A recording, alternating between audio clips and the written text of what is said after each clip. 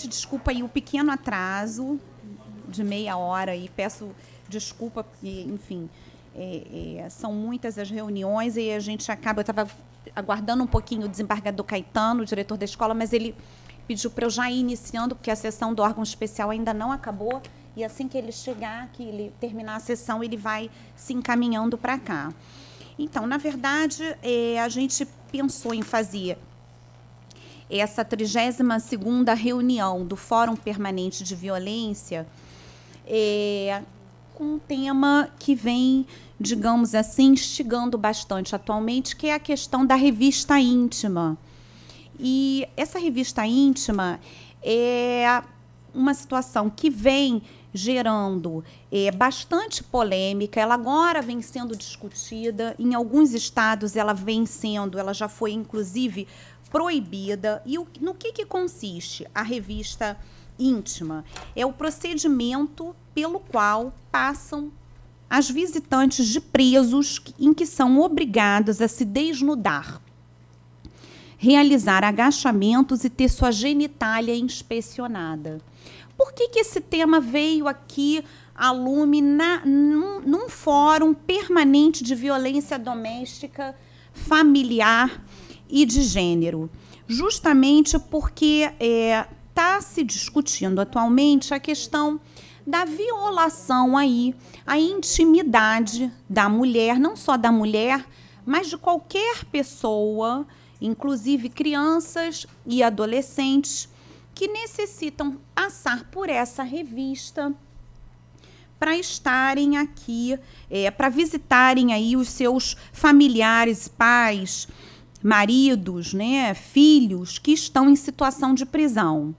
Então, nós pensamos em fazer uma mesa redonda. Na verdade, ela não tem... será bem informal. A gente pensou em trazer aqui a doutora Maíra Fernandes, que é advogada criminalista, é presidente do Conselho Penitenciário do Estado do Rio de Janeiro e também é coordenadora geral do Fórum Nacional dos Conselhos Penitenciários Estaduais e membro das Comissões de Segurança Pública e OAB Mulher do Rio de Janeiro. A gente pensou em trazer aqui também a nossa colega Maria Tereza Donati, que, além de hoje ser juíza auxiliar da presidência, ela é uma juíza criminal e também ficou aí durante muito tempo à frente da Vara de Execuções Penais. A desembargadora Adriana Lopes Moutinho também é desembargadora e atuou há muito tempo como juíza criminal em Jacarepaguá, também teve a sua atuação como juíza auxiliar da Corregedoria, então também tem aí as suas contribuições a fazer. Isso, e nossa presidente do nosso grupo, né, de fiscalização carcerária. A gente contou aqui também, a desembargadora Maria Angélica não pôde estar presente, mas está aqui a nossa colega Daniela Prado, que é juíza auxiliar da Corregedoria e também compõe aí a coordenação dos juizados de violência doméstica e familiar contra a mulher. E aí convidamos também a doutora Marta Rocha, nossa querida deputada estadual, que também vai nos brindar aí com a sua fala, já que ela aí foi uma das precursoras aí desse projeto de lei, na verdade, que tramita aqui no nosso Congresso Estadual, né, na nossa Assembleia Legislativa, e trará aí os nossos aportes de como se encaminha essa história hoje na Assembleia Legislativa. A gente teve um projeto de lei bem interessante, mas ele foi, enfim, vetado pelo nosso governador. E aí a nossa deputada vai nos trazer aí essa discussão sobre como está atualmente essa situação na Assembleia Legislativa do nosso Estado. Eu gostaria de registrar algumas presenças, a nossa querida Ana Rocha, nossa secretária municipal de políticas para as mulheres do nosso município do Rio, a Adriana Mota, que representa aqui Marisa Chaves, nossa subsecretária também de políticas para as mulheres, que nos brinda aqui também com a sua presença e, com certeza, também terá o seu momento de fazer as suas contribuições. A Arlanza, que é a nossa defensora pública aqui, que atuou no sistema também penal até pouco tempo, na defesa aí das pessoas em situação de prisão. E aí, eu gostaria de registrar o trabalho incansável da Arlanza na defesa também dos direitos da mulher, sempre aí lutando à frente, e agora que ocupa aí a coordenação do NUDEM, que é do Núcleo de Defesa da Mulher da nossa Defensoria Pública, e cumprimentando a Arlanza, eu cumprimento todos os defensores e defensoras presentes, nossos queridos colegas magistrados e magistradas do último concurso que estão aqui. Eu agradeço imensamente a assistência nessa tarde aí de segunda-feira, já cansados de um dia de trabalho, mas eu tenho certeza que vocês aproveitarão muito essa discussão e poderão tirar as suas próprias reflexões a partir do que a gente vai conversar. E nós, juízes e juízas, temos que ter em mente que, embora a gente vá atuar numa área ou outra, é importante que a gente saiba tudo o que acontece, principalmente no nosso sistema penitenciário hoje. A revista vexatória, eu falo vexatória porque, na verdade, é uma revista vexatória, né? Eu não tenho problema nenhum em dizer que eu sou veementemente contra essa revista, e entendo e compreendo quem tenha outros entendimentos, enfim, tem a questão da segurança aí, mas, enfim, eu li bastante sobre essa situação, até, Daniela, que eu conheci uma pessoa das minhas relações que estava com o marido em situação de prisão. E ela me relatou todo o constrangimento que ela e a filha adolescente tinham que se submeter ao visitar o seu marido e pai na prisão. Independentemente do que o marido e pai dessa pessoa cometeu, não estou entrando nesse mérito, mas a situação em que ela me relatou que ela teve que ser submetida para ingressar, para visitar o seu companheiro, realmente, eu não tenho nem palavras para dizer de tamanha afronta à dignidade, não só dela como mulher, mas também da sua filha adolescente, que, a partir dessa visita ao pai, como essa adolescente, criança recém-adolescente, teve que ficar desnuda e agachar 3 vezes, ela que tinha vergonha de tirar a roupa na frente da própria mãe, porque tinha acabado de ficar mocinha, ela teve que se submeter a isso. A menina até hoje faz tratamento psicoterápico e não quer nem chegar mais perto de nenhum tipo, nem visitar o pai ela consegue mais. Então, é uma situação muito complicada, principalmente por violar. Aí tem um princípio que diz que o princípio de que a pena não deve ultrapassar a pessoa do condenado. Na verdade, essa visita, essa revista, né, dentro do que a gente verifica que ocorre hoje, na verdade, não deixa de ser uma punição à própria família daquele preso ou presa que cometeu aquele crime, está ultrapassando aí a pena da pessoa do condenado para atingir seus familiares. Então, esse é uma pequena abertura. Eu vou pedir licença para exibir um vídeo, Maíra, doutora Marta, bem rápido, de 3, 4 minutos, portanto, é um vídeo de domínio público, está no YouTube, mas é uma reportagem da Rede TV que mostra como essa visita tem... As cenas não agridem nada disso, mas tratam dessa realidade. Você pode passar para a gente? Uhum. Então, vamos passar esse vídeo enquanto eu falo aqui com o nosso... Podemos passar? Tem como diminuir só um pouquinho a luz ou dá para ver? O ar-condicionado? Estão com frio? É verdade. Por que esse ar é tão gelado aqui? Então, vamos passar esse vídeo rapidamente. 3 minutos.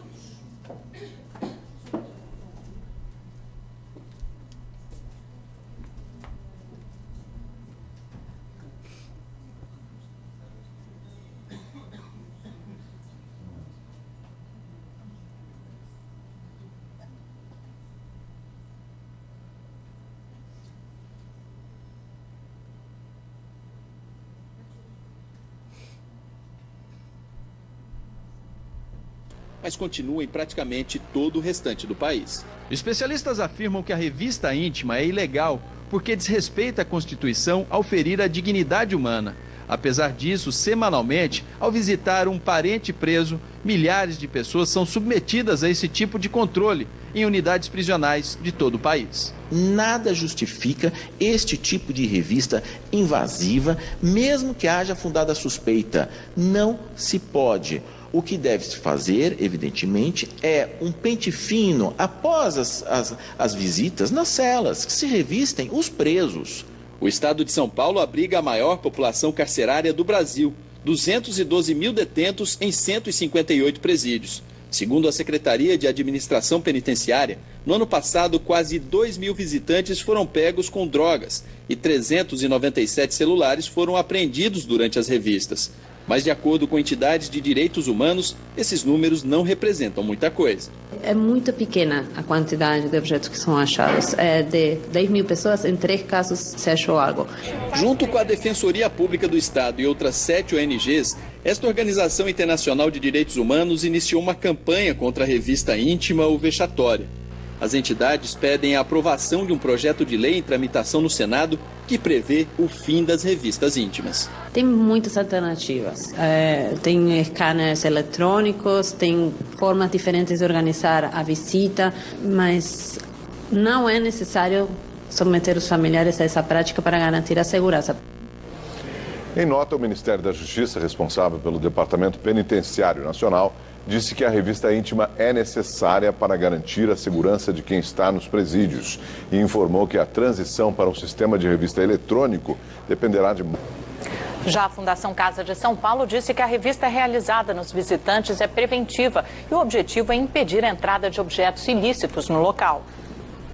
Ter a roupa de volta, ela ainda precisa se afastar, sentar rapidamente em um banco e só então pode se vestir novamente. O vídeo foi gravado há 2 anos e motivou uma mudança no estado. Hoje a revista íntima ou vexatória está proibida nos presídios goianos, mas continua em praticamente todo o restante do país. Especialistas...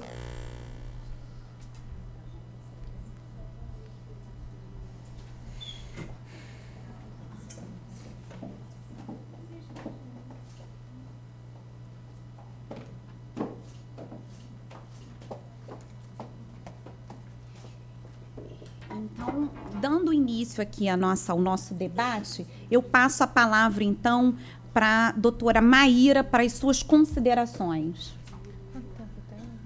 Quanto tempo eu tenho? Fica aí uns 15 minutos, tá bom?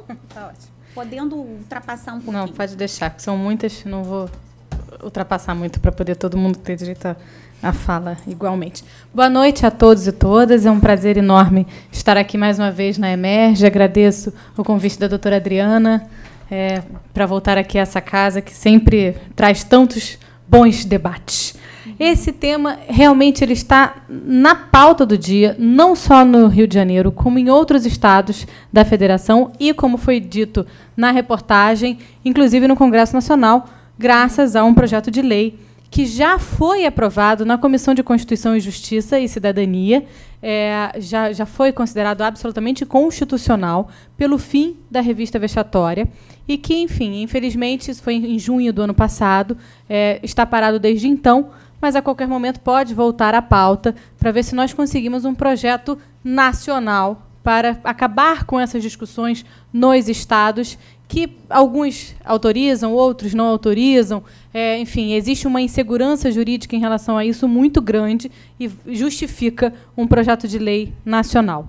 No estado do Rio de Janeiro, o projeto de lei, eu vou deixar todo para a deputada falar, que vai poder falar melhor do que ninguém como foi esse processo, mas, na verdade, nós temos uma boa notícia, que agora, enquanto conversamos aqui, estamos em vias de, em muito breve, ser publicado o acórdão da 14ª Câmara Criminal do Tribunal de Justiça desse Estado, que proibiu, de fato, a revista vexatória em uma belíssima ação da Defensoria Pública do Estado do Rio de Janeiro. Então, parabenizo aqui a Defensoria Pública na pessoa da doutora Arlanza, porque eu sei que essa é uma ação feita a várias mãos. Eu tive a oportunidade de contribuir um pouco também com a experiência do Conselho Penitenciário em receber os relatos das revistas vexatórias.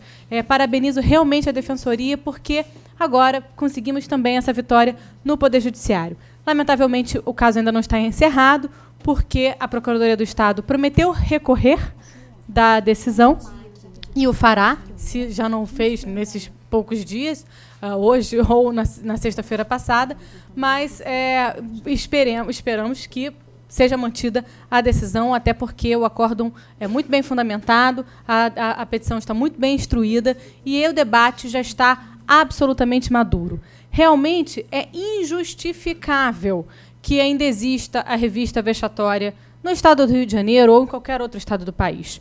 Porque em 2015 nós temos recursos absolutamente sofisticados para garantir que seja feita uma revista que não seja essa revista invasiva, né? Se estivéssemos discutindo esse mesmo tema, talvez há 50, 60 anos atrás, talvez eu não pudesse dizer isso. Mas em 2015, certamente eu posso. E esses escâneres corporais, que antigamente eram muito caros, hoje não passam de 300 mil. E isso, considerando o preço de um scanner, se nós pensarmos que vai ser comprada uma quantidade grande para um estado, esse preço pode até diminuir. Então, mais do que justifica, dada a quantidade de pessoas que passarão por esses escâneres corporais, que são como esses escâneres que nós vimos nos aeroportos, que são escâneres altamente sofisticados e muito mais sofisticados, muito mais que capazes de garantir a segurança da unidade de uma forma muito melhor do que qualquer revista, que está dependente, claro, de uma pessoa do outro lado, que a gente não sabe nem como vai ser feita essa revista. Eu já ouvi muitos relatos de familiares de presos, especialmente mulheres, porque, na verdade, a revista é feita indistintamente em homens e mulheres, mas nós sabemos que as mulheres visitam muito mais o sistema penitenciário do que os homens. Infelizmente, você vai a um dia de visita numa unidade feminina e não tem quase ninguém. E você vai num dia de visita numa unidade masculina e há uma fila na porta que começou às 2 horas da madrugada, com as mães, as avós, as filhas, as esposas, as companheiras, as amantes, as amigas, enfim. Há um arsenal, né? Toda uma estrutura de mulheres que visitam esses homens que estão presos, né? Quando o homem é preso, a mulher mantém a família do lado de fora e dá todo esse suporte para o preso, né? Ela leva o filho para visitar, as filhas para visitar, leva comida, leva roupa, leva tudo que precisa para ele lá dentro. Quando a mulher é presa, na maior parte das vezes, a família se desfaz, né? Ela fica absolutamente abandonada, daí a dizer, a expressão de Nelson Rodrigues, que parecem cemitérios de mulheres vivas. Então, essa revista vexatória, ela atinge predominantemente as mulheres. O que me leva a crer que, se fosse diferente, talvez nós não tivéssemos essa revista vexatória como nós temos. Porque, infelizmente, ainda vivemos numa sociedade absolutamente machista e que não consegue olhar essas questões sob a perspectiva de gênero e no quanto isso é uma violência para essas mulheres. Tá? Essa revista, ela consiste, como nós vimos um pouco no vídeo, em a mulher tirar a roupa, agachar 3 vezes, muitas vezes soprar, né, como se fosse soprar um balão de encher, né, para ver se nenhuma substância cai dali. Às vezes pode até chegar à necessidade de fazer um exame físico por uma agente penitenciária feminina, e esse procedimento é feito indistintamente, independentemente da idade. Então, vai ser feito numa menina de 13 anos, vai ser feito numa senhora de 70 e poucos anos. E eu já vi uma senhora, uma vez, tremendo, depois de passar por uma revista, era uma mulher certamente de 75 a 80 anos, e uma senhora de muita idade, tremendo, falou: minha filha, eu não tirava roupa na frente de ninguém desde que meu marido morreu há mais de 30 anos atrás. Eu não sei o que dizer. Não sei se vou voltar mais aqui. Então, assim, é esse o trauma que causa uma revista como essa vexatória. É evidente que esse argumento de que essa revista é necessária para manter a segurança, como dito, com uma enorme disponibilidade de equipamentos como escâneres corporais, detectores de metais, detectores de banquinho, detector de raquete, enfim, uma série de medidas, ele não se justifica e é imponderável ponderar a segurança, a necessidade de segurança de uma unidade prisional com a dignidade da pessoa humana, que é um dos nossos nossos princípios mais fundamentais, né, alicerce do nosso Estado democrático de direito, e que está, evidentemente, sendo violado com essa revista. O direito à privacidade, o direito à intimidade, o princípio da dignidade da pessoa humana, são direitos fundamentais que merecem ser respeitados, que estão garantidos constitucionalmente e que são solenemente ignorados sob um argumento de necessidade de uma segurança de unidade prisional. Evidente que é obrigação do Estado garantir que essa segurança seja feita de alguma outra forma, que não viole os direitos fundamentais. Tá? Mesmo hoje em dia, mesmo sem os escâneres corporais, que são mais sofisticados, que são aqueles como existem nos aeroportos nos Estados Unidos, que identificam qualquer substância no corpo humano, nós já teríamos condições de implementar o fim da revista vexatória no Estado hoje, se nós quiséssemos. Bastaria contar com os escâneres de metais que nós já temos, com os escâneres, as raquetes, os banquinhos. Isso já garante que não entre arma no presídio, né? O que, evidentemente, prejudicaria, sem dúvida, a segurança da unidade prisional. Mas todas as unidades prisionais do Estado já têm esses detectores de metais nesses 3 formatos que eu acabei de falar. Além disso, o Complexo de Jericinó, que reúne a maior parte das nossas unidades prisionais, já contém um scanner corporal em perfeito funcionamento, que também poderia ser utilizado em casos de fundada suspeita, em necessidades maiores, ou até com o sistema de revezamento, enquanto não se adquirisse um número maior de scanners corporais. E, além disso, como última medida, não é a que eu defendo como primeira opção, mas entenderia se o Estado julgasse necessário como adotar, é a que o Dr. Roberto Delmanto sugeriu no vídeo, que o preso seja revistado após a visita. Né? Basta que a visita entre, passando por esse detector de metal, a visita é sempre feita num pátio aberto, sempre, sob a vigilância de agentes penitenciários. Então, para essa visitante passar o que quer que seja, a droga, porque, na maior parte das vezes, essa preocupação maior é com a droga, né? Que nós sabemos que existe adoidado nos presídios mesmo. Essa é maior com a droga, porque a arma a gente já passou pelo detector de metais. Ela teria que passar essa droga na frente dos agentes penitenciários. Então, que seja feito em pátios abertos como que seja feito com agentes penitenciários, evidentemente, circulando por ali para fazer essa fiscalização, e que, após a visita, que seja revistado o preso. É uma alternativa viável para a implementação nesse momento, embora não seja a que eu mais defenda. Embora eu saiba que todos eles são fiscalizados depois mesmo. Lamentavelmente, as drogas entram no presídio e, na maior parte das vezes, não são pelas mulheres e pelos parentes que visitam as vítimas, os presos. Tá? Então, assim, existe aí, sim, uma certa hipocrisia de tratar desse tema da droga no presídio, tá? De como isso de certa forma, a Arlanza, que é defensora pública, pode falar isso melhor do que eu, de como isso é tratado como se não existisse, né, Arlanza? Como se fosse uma enorme ficção a droga no presídio, mas nós sabemos que existe droga no presídio, sim. E, no entanto, alguns casos são punidos, outros não. Né? Alguns casos, algumas vezes, os presos recebem registro de ocorrência por droga no presídio às vésperas de conseguir um livramento condicional, outros não. Então, assim, esse tema da droga no presídio também precisaria ser tratado com um pouco menos de hipocrisia. Sobre a experiência do fim da revista vexatória nos estados. Diversos estados já adotaram o fim da revista vexatória sem prejudicar a questão de segurança dos seus estados, como, por exemplo, a Paraíba. A Paraíba adquiriu escândalos corporais como esses, que a Alerj, inclusive, agora está se oferecendo a comprar para o estado do Rio de Janeiro, que, repito, são altamente sofisticados, colocou nos grandes presídios, e aí, nos grandes presídios, todos os presos passam por escândalos corporais, todos os visitantes passam por escândalos corporais e não precisam passar pela revista vexatória. Nos menores, eles fazem esse procedimento de revista do preso após a visita e não tem nenhum problema.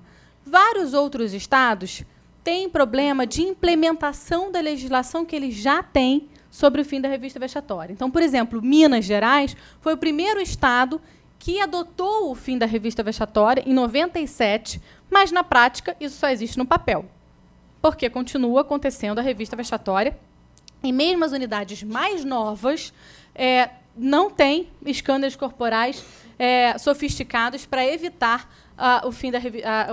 para evitar a revista vexatória. Eu estive numa unidade de parceria público-privada no início do ano passado, toda construída assim, do zero, toda pensada como sendo uma unidade que seria uma unidade modelo deles, no modelo parceria público-privada, e só tinha um detector de metal. Não tinha ainda scanner corporal. Vocês verem como é que, na hora de pensar, isso não é uma prioridade, esse assunto é colocado em segundo plano, como não é importante evitar que essa pena do preso passe para os seus familiares. Vem aí uma carga, eu só posso entender isso como uma carga de preconceito realmente muito, muito forte.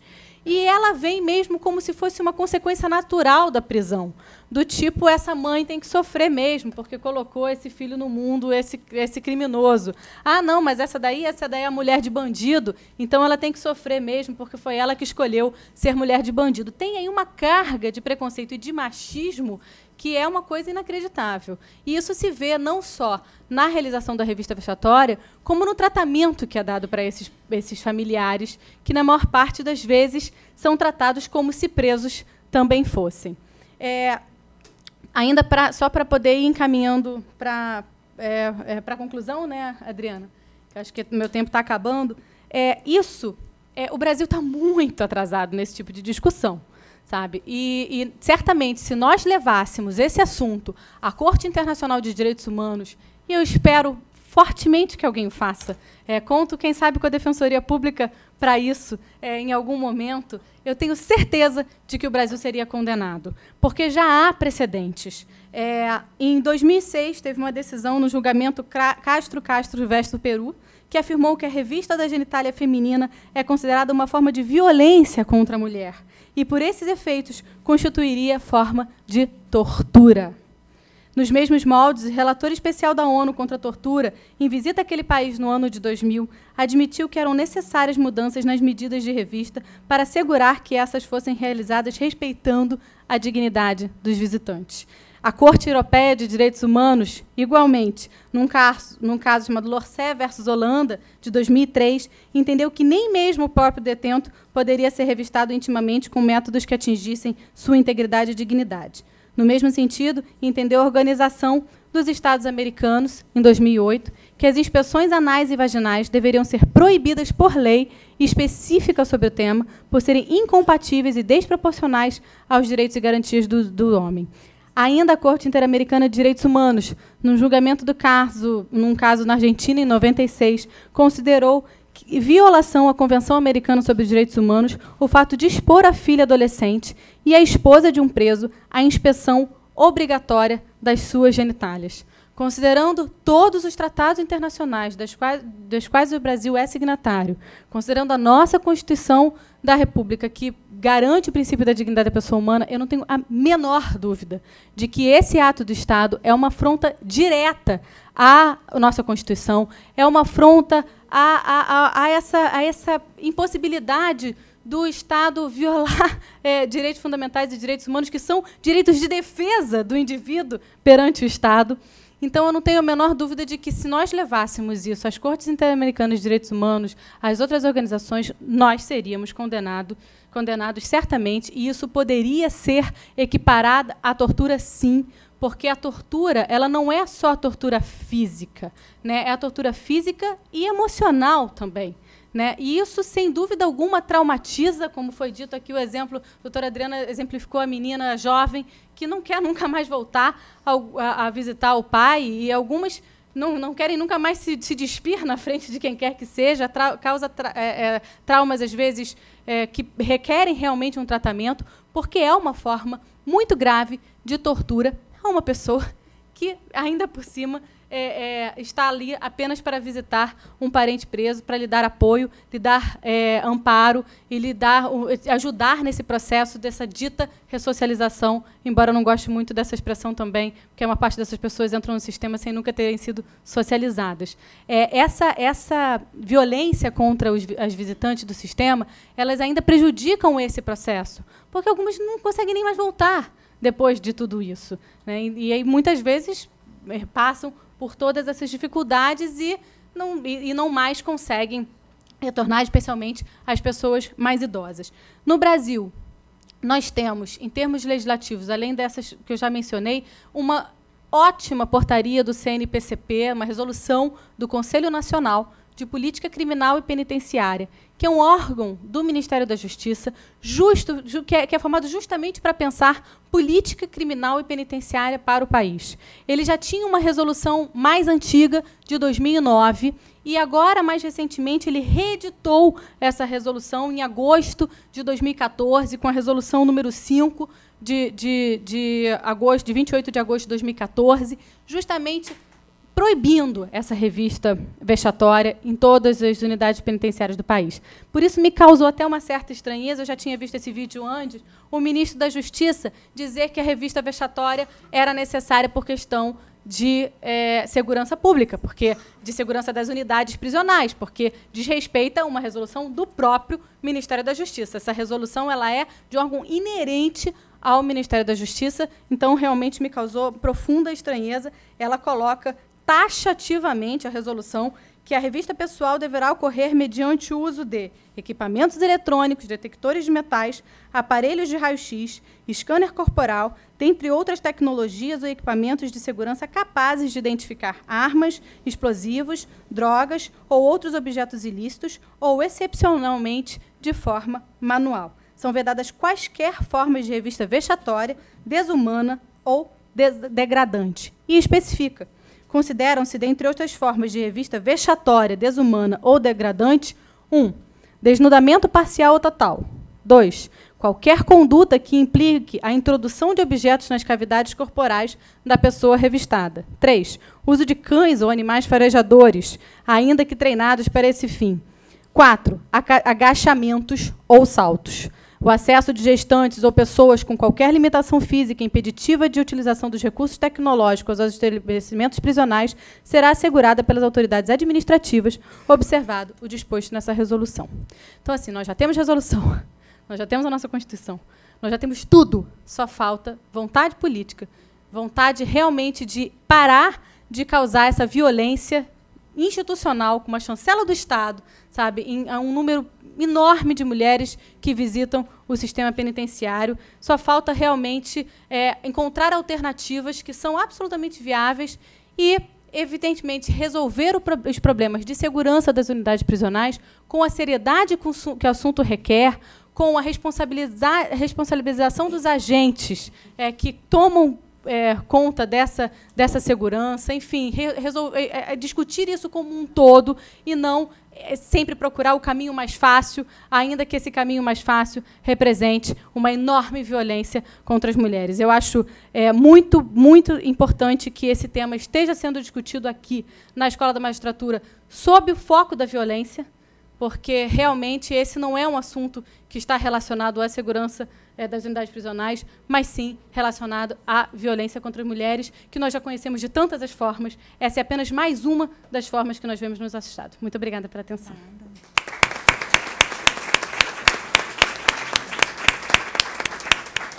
Parabéns, doutora Maíra, pelas suas considerações, aliás, bem oportunas, e ao final todas vamos comentar com mais vagar o seu pronunciamento.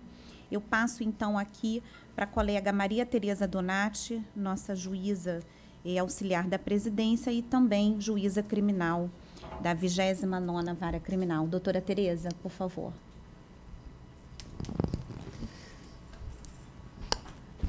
Boa noite a todos. Eu quero agradecer a Adriana pelo convite.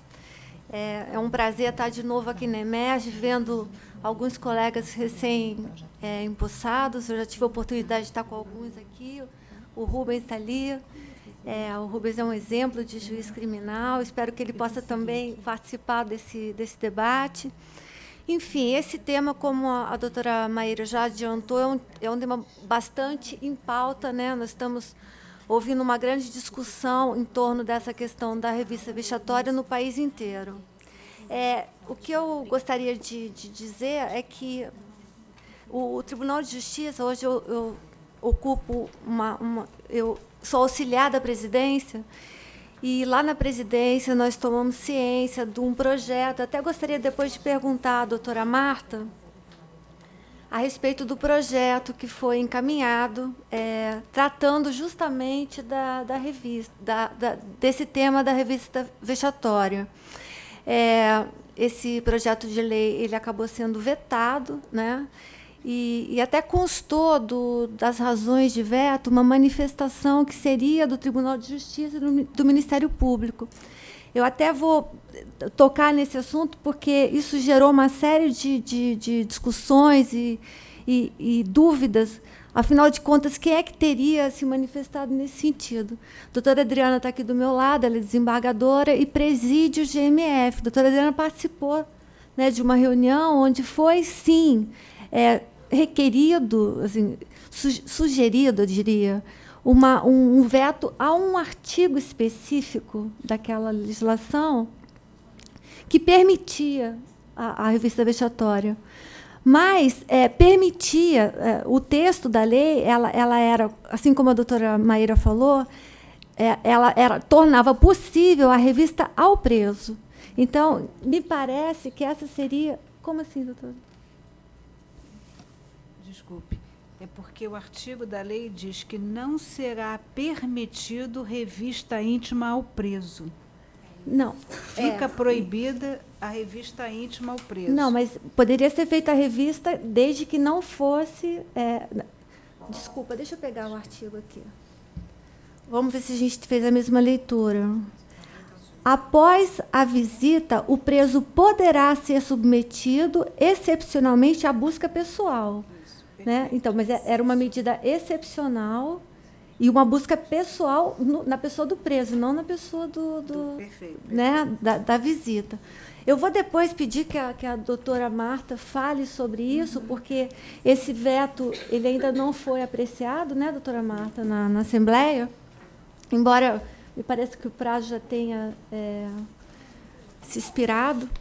Mas, enfim, para contribuir aqui com a nossa discussão, eu gostaria só de trazer alguns dados que eu colhi agora há pouco a respeito dessas fiscalizações que foram feitas em São Paulo.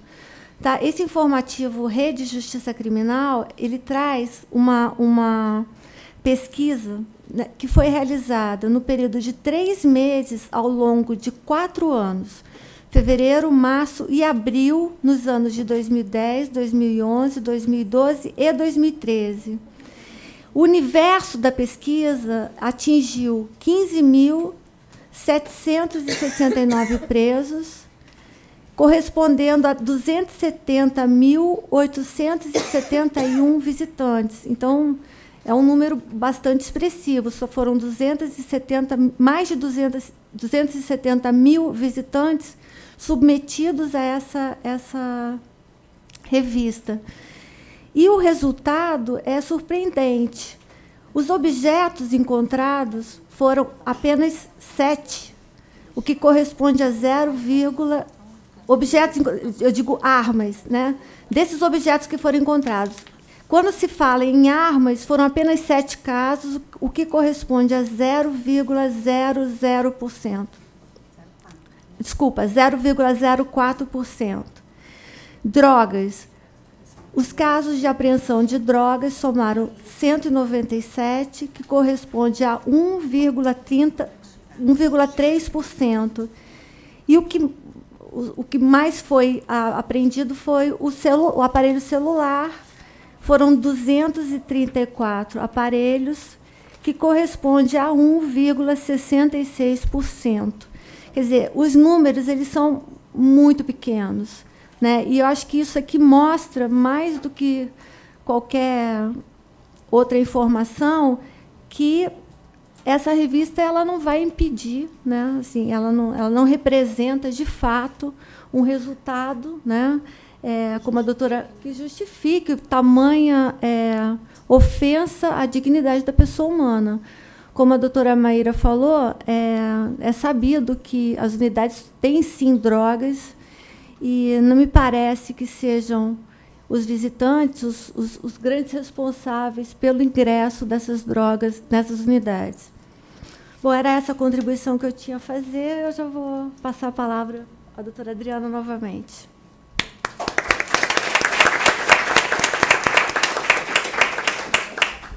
Eu passo a palavra, então, à doutora Daniela Prado, para o seu pronunciamento, que ela terá que se ausentar.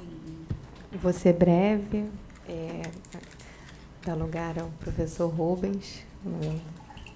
Eu vim representando a desembargadora Maria Angélica, que teve um problema pessoal de última hora, então vim absolutamente despreparada, mas vim muito feliz e mais feliz ainda agora de participar dessa discussão que é mais do que de extrema importância, é urgente, né? Assim, o presente ele é um ponto de transição no tempo para o futuro, é mais do que urgente que a gente se especule e busque uma solução a contento. Essa solução já existe, mas, como a senhora falou, falta vontade política. E a minha colocação vai ser muito breve. Acho que nós todos sabemos da realidade absurda do sistema carcerário, da superlotação. Há 2 meses atrás eram 42 mil presos, hoje já são 44, quer dizer, é um número assustador, né, mensalmente. E, por conta disso, todo mundo tem um familiar, um amigo, enfim, que tem alguém que esteja preso. E eu, lamentavelmente, a minha empregada, que trabalha há 10 anos comigo, o filho dela está preso há 2 anos, enfim.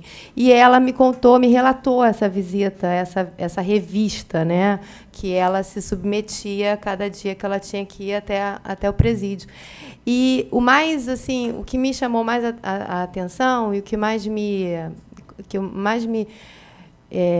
indignei é que a minha secretária, né, e o preso, enfim, o filho dela, eles são tão invisíveis para a sociedade e ela se sente tão invisível que ela não se sentiu ofendida. Ela, não, mas isso é normal, dona Daniela, é horrível, a gente tem que abaixar e tudo, mas tudo bem. E ela riu. Ela riu, eu faço isso, mas tem gente que não gosta, não sei o quê.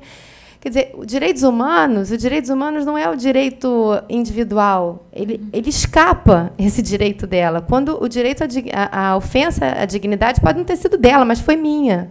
Naquele momento, a minha indignação, eu fui lesada e pensei por ela. Então, essa discussão ela tem que ser pensada, ela tem que ser propagada, ela tem que ser buscada, trazida à baila a solução que já existe, porque é imponderável, né, essa questão de ponderar o imponderável. E ela escapa a violência da mulher ali, porque é uma violência que eu sofro, que a sociedade sofre. Nós nos sentimos violentadas. Eu me senti, com o relato dela, violentada.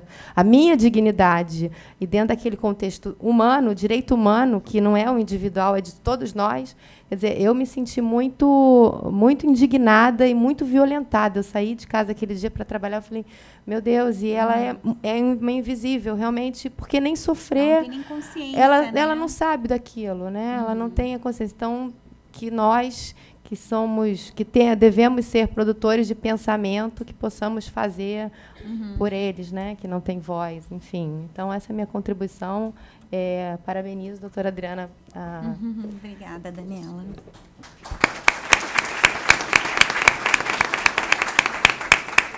Então, eu gostaria de convidar o professor Rubens Casara para compor a mesa aqui, que também terá a sua contribuição. Eu peço, doutor Rubens Casara, antes de lhe conceder a palavra, e a doutora desembargadora Adriana Moutinho, que a doutora Marta Rocha faça suas contribuições também, porque terá que se ausentar.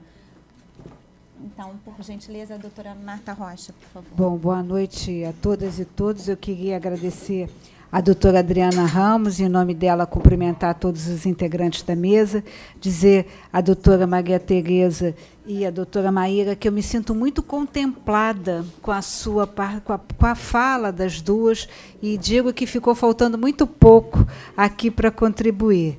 Mas eu queria dizer o seguinte, que a minha aproximação com esse tema se dá em razão da minha origem, enquanto servidora pública, ser a Polícia Civil, onde eu tive a felicidade de trabalhar por mais de 30 anos e ser chefe da Polícia Civil no período de 2011 e 2014.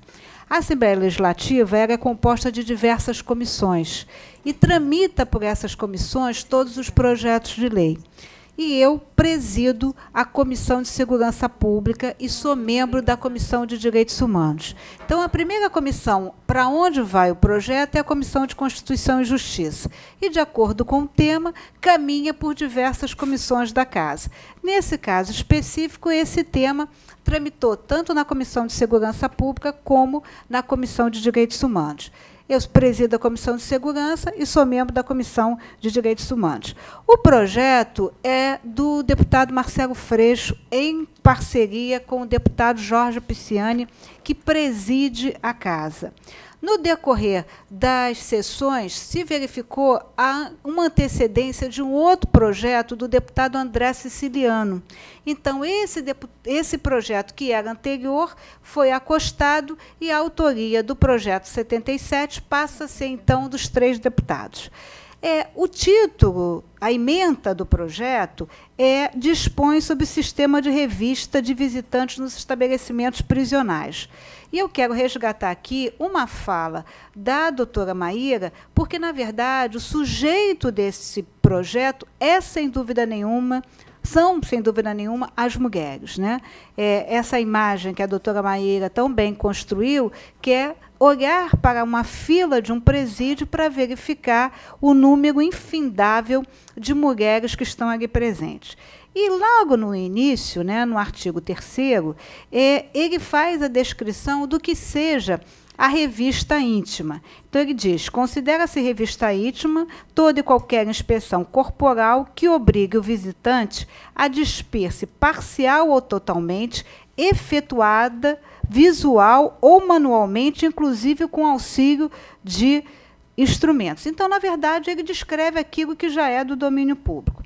Alguns artigos, lógico que o tema é um tema de difícil trato para aqueles que não têm uma identidade com a questão dos direitos humanos. Eu fico muito à vontade para falar isso, porque eu sou uma militante dos direitos humanos. Eu acho que a primeira fronteira de garantia de direitos humanos se dá numa delegacia de polícia, quando nós fazemos respeitar todos aqueles princípios constitucionais do artigo 5º, mas houve, de certa forma, e aí eu queria trazer a contribuição da doutora Maria Tereza, pedindo a ela que me ajude, o artigo 5º, ele diz exatamente aquilo que a doutora Maria Tereza já disse. Após a visita, o preso poderá ser submetido excepcionalmente à busca pessoal. E acho que, nesse sentido, nós temos que fazer a diferença de que o seja busca pessoal e o que seja revista íntima. O parágrafo 1º, que foi de grande debate na Casa, o parágrafo 1º, ele diz: em hipótese alguma, será admitida a revista íntima aos presos, né? Esse, sim, foi o parágrafo de debate na Casa, né? No parágrafo 2º, ele diz: a busca pessoal do preso será realizada conforme disposto no artigo 4º. O artigo 4º é que fala, né, excepcionalmente, a realização de manual e fala aí do uso efetivo do material, da tecnologia para esse tipo de questão. Em primeira discussão, para apresentação de emendas. Em segunda discussão, exame de emendas e análise e votação. E, nesse sentido, houve, né, esse projeto de lei exceptua algumas autoridades que não serão revistadas, né? Não se está nem discutindo aí revista íntima, está se discutindo aí busca pessoal, dentre eles os magistrados, os membros do Ministério Público, aí se acrescentou os delegados de polícia em exercício da função, os defensores públicos, aquela questão, e houve também algumas emendas que descaracterizavam o projeto fazendo emenda supressiva do parágrafo tal. Se você retirasse o parágrafo tal, deixava de ter o objeto daquela legislação. Quando nós chegamos na discussão em plenário, né, efetivamente se debateu muito a questão da revista íntima dos presos. E aí eu, Marta, me posicionei a favor desse artigo, né? Ou seja, eu não consigo conceber, e eu quero ficar muito à vontade para falar, doutora Maíra, porque eu coloquei, enquanto chefe da Polícia Civil, um projeto de colocar dentro do sistema Bangu uma delegacia, tamanha o número de registros, né? Mas eram os registros resultantes, e a doutora Maria Tereza colocou isso com muita propriedade, resultantes da busca pessoal. Uma coisa é a busca pessoal, outra coisa é a revista íntima, que a gente pode dizer com certeza, até pelo que o filme nos exibiu, quem tiver dificuldade de entender o quanto isso é vexatório. Eu não consigo entender, e com respeito a todas as instituições, eu não consigo entender que alguém, num pátio, durante uma visita, alguém vai conseguir colocar na sua parte íntima uma parte de um revólver, né? ou a droga, sem que ninguém veja. É isso que eu quero colocar, né? Então, acho que a gente tem que desenvolver outros mecanismos de fiscalização.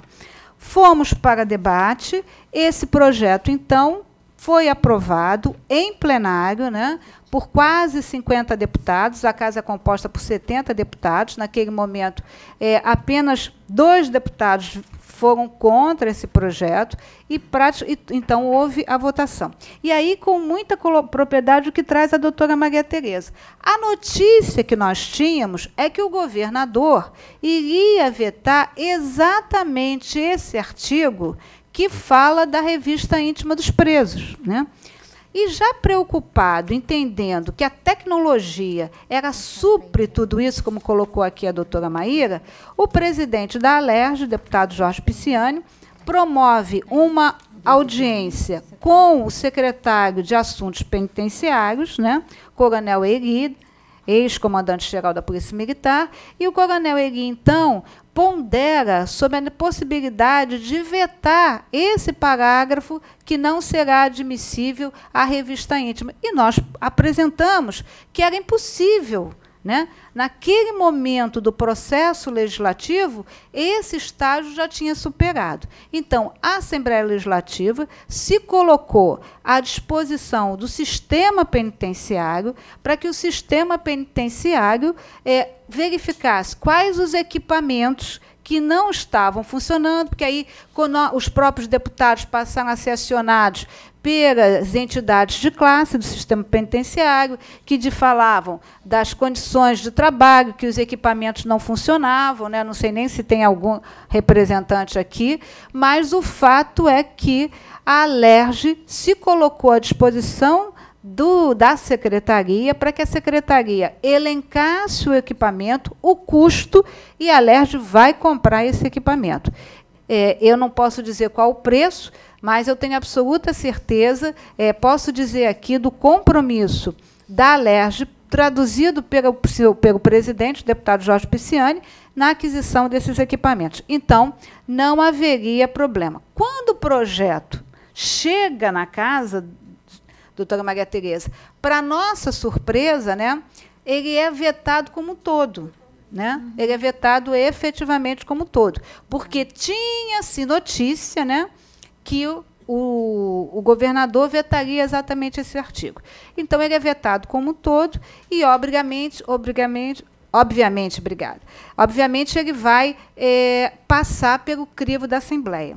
Só que o veto, quando ele chegou a ser apresentado, chegou a ser colocado em pauta para exame, mas havia outros vetos a serem examinados. Então, reza o regimento interno da Assembleia que os vetos sejam examinados por ordem cronológica. E o exame do veto é um exame em que abre-se espaço para debate e a votação é individual. Não se vota, nessa legislatura, o veto em bloco. os vetos são examinados de forma individual. Então, a notícia que nós temos é que, até o dia 21 de maio, nós estaremos examinando vetos, né? Pelo menos a pauta de amanhã, né, a gente recebeu hoje a pauta de amanhã, não está inserido esse projeto. Para isso, é preciso que 36 deputados votem, e aí votem não para a votem sim para a derrubada do veto. Então, se 36 deputados votarem sim para a derrubada do veto, esse veto volta ao governador do Estado. Então, qual é aquela casa? Eu quero dizer assim, eu não tenho tempo de serviço ali para me garantir, conhecer, doutor Rubens, como vai se posicionar aquela casa. O que eu posso dizer é que eu vi, ao longo desses 3 meses, né, desses 100 dias de exercício, que hoje, curiosamente, nós fazemos 100 dias, ao longo desses 100 dias, eu vi poucos momentos em que aquela casa teve a presença da sociedade civil, que foi nesse debate. Aliado a esse, quando o tema, esse mesmo tema, foi debatido quando a gente traz isso para a análise da revista íntima que é aplicada aos visitantes do sistema socioeducativo, né? Então, um mesmo projeto, escopo de projeto de lei, também aprovado da mesma forma, passou. O que eu posso dizer é o seguinte, é que, se eu não estiver errada, 47 deputados votaram a favor desse projeto. Né? Então, a mim me parece, doutor Rubens, que esses 47 deputados, em tese, já estudaram e debateram esse projeto. Agora, efetivamente, nós não sabemos como isso vai ser conduzido, né, como os deputados vão se manifestar, mas eu acho que, com certeza, ainda esse mês, nós estaremos decidindo efetivamente sobre isso. E, para concluir, eu acho que, mais uma vez, né, eu quero me permitir dizer que tem uma grande discussão, né, sobre o papel do Poder Judiciário, né, e, de certa forma, se o Poder Judiciário estaria ou não legislando. Mas acho que, nesse caso em particular, o Poder Judiciário do Estado do Rio de Janeiro, e eu quero que levem aqui os meus cumprimentos às pessoas que integram essa Câmara, teve uma posição de vanguarda, uma posição firme, porque a defesa dos direitos humanos não é uma tarefa fácil. E é muito mais fácil. Eu acho que foi a doutora Daniela, quando ela coloca aqui da invisibilidade, ela nos retrata muito bem isso, né? Essa nossa capacidade de ser preconceituosos e de transferir para o familiar, né, também a punição. E a punição é feita de todas as maneiras. E, sobretudo, ela começa numa fila do sistema penitenciário, quando, majoritariamente, mulheres são submetidas a isso. Eu espero que eu tenha dado a minha contribuição e dizer à doutora Adriana que foi uma alegria estar aqui novamente. Obrigada.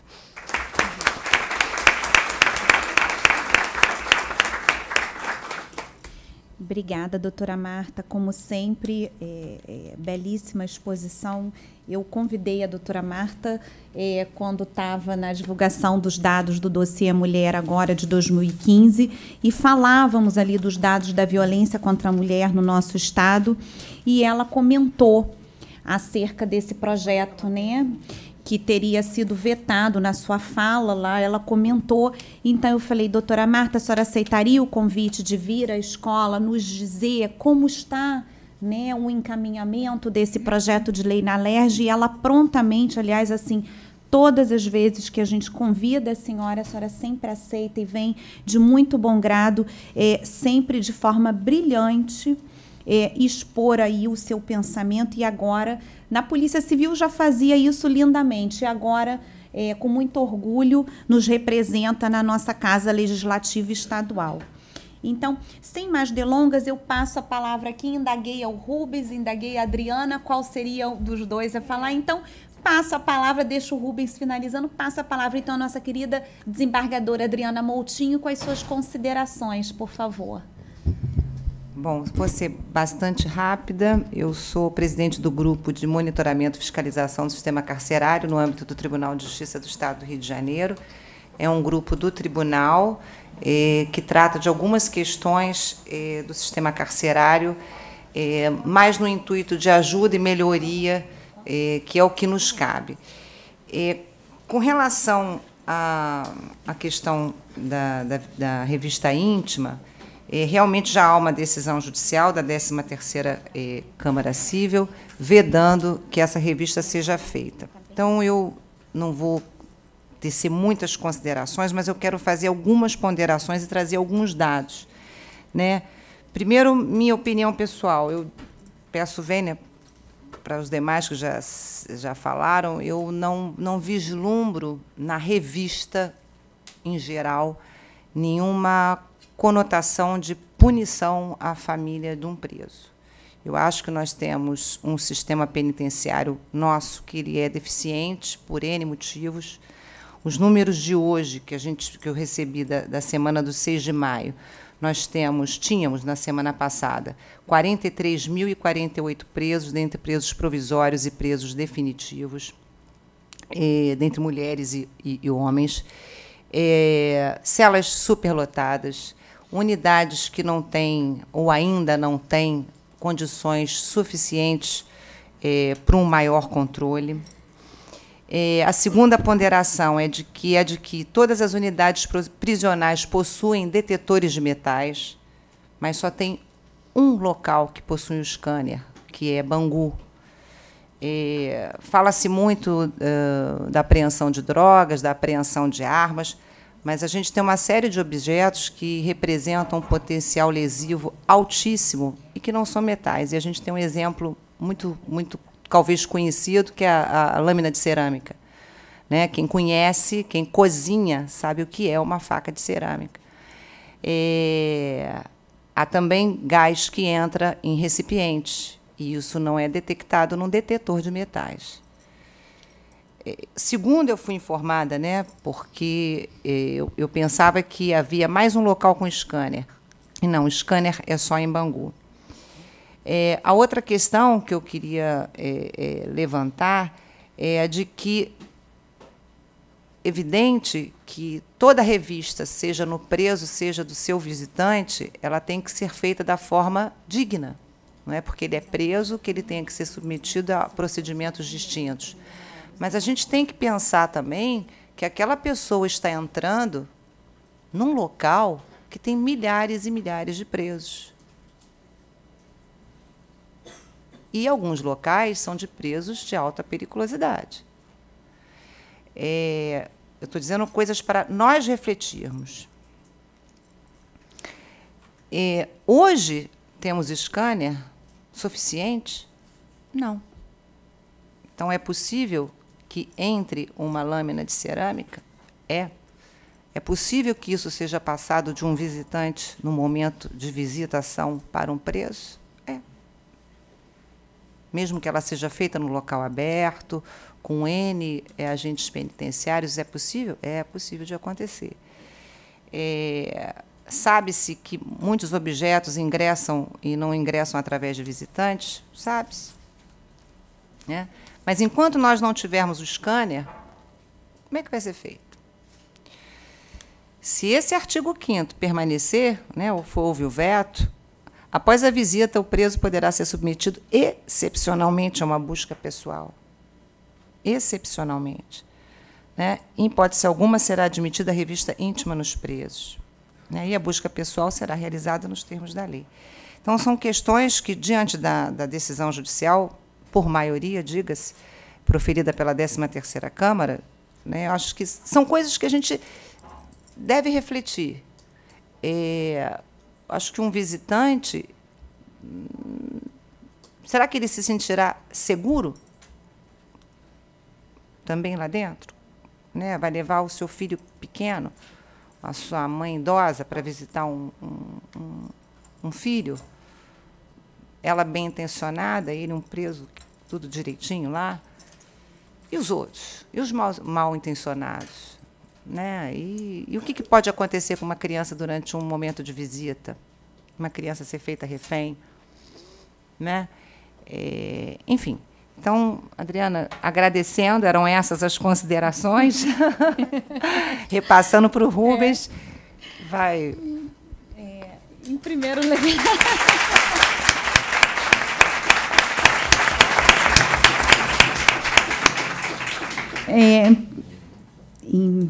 Até perdi um pouco aqui. Bom, em primeiro lugar, eu queria registrar a presença do desembargador Caetano, nosso diretor da Escola da Magistratura, que nos honra aqui com a sua presença. Adriana, parabéns pela sua exposição, e eu fico feliz assim, de ouvi-la também, porque eu acho que a escola é isso, aqui é a casa do saber, né?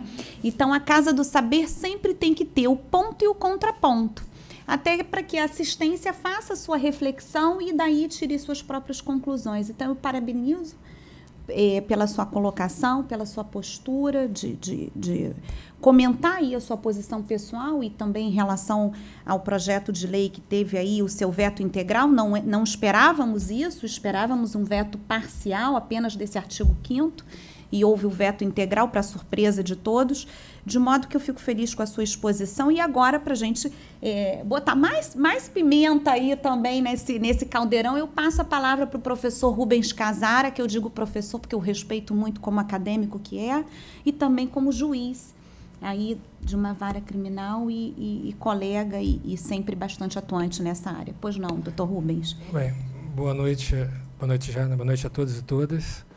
É um prazer enorme estar aqui, agradeço muito o convite da Adriana, queridíssima amiga. Só por isso os elogios, né, em razão da amizade. É um prazer enorme estar participando dessa mesa, e quase que preponderantemente feminina, né? Eu sou... Bendito ao fruto aqui. Numa sociedade que não fosse patriarcal, né, a regra seria os senhores por último, né? Então, realmente é por aí. Entendo a frustração de vocês quando a Daniela saiu e eu subi. Compreensível, evidentemente. Mas o que eu tenho para falar aqui é pouco, em especial depois de ouvir as oradoras que me antecederam. E eu vou falar muito do que eu penso sobre isso, tecer algumas considerações muito rápidas, tentar teorizar um pouquinho sobre tudo que eu vi. E acho que, respondendo à pergunta que é o título desse encontro, me parece, sim, que a revista íntima, da maneira como ela é exercida hoje, é uma clara forma de violência institucional, uma violência institucional ilegítima, na medida em que viola a Constituição, uma violência institucional que é promovida pelo Poder Executivo, mas que conta com a colaboração, parcela do Legislativo e parcela do Poder Judiciário também. E aí a primeira questão é tentar definir qual seria essa visita íntima, ou como essa visita íntima se dá em concreto. E a definição que o pessoal lá do Conectas fez me parece bem interessante, como procedimento pelo qual passam os visitantes de presos, em que são obrigados a se desnudar, realizar agachamentos e ter sua genitália inspecionada. Do ponto de vista jurídico, aí me parece que não há justificativa aceitável, à luz da Constituição Federal, da Constituição da República, para a manutenção desse procedimento que claramente viola a dignidade da pessoa humana. E aqui fazer um acordo semântico com os senhores. Hoje, tudo é dignidade da pessoa humana, é um conceito que se utiliza para tudo. Então, vamos tentar delimitar conceitualmente o que eu estou chamando aqui de dignidade humana. E vou fazer isso com base num professor liberal, que é o Dworkin. Tá? O que ele vai dizer? Que a dignidade humana reúne dois princípios éticos. Então, quando se fala em dignidade da pessoa humana, está se falando também em ética, em eticidade. Que princípios são esses? O primeiro princípio ético a que se refere Dworkin para definir dignidade humana é o respeito a si mesmo. É a exigência que cada um tem de respeitar a si mesmo. E, em termos kantianos, respeitar a si mesmo implica em respeitar aos outros como cada um gostaria de ser respeitado. Trazendo isso para a questão da revista íntima.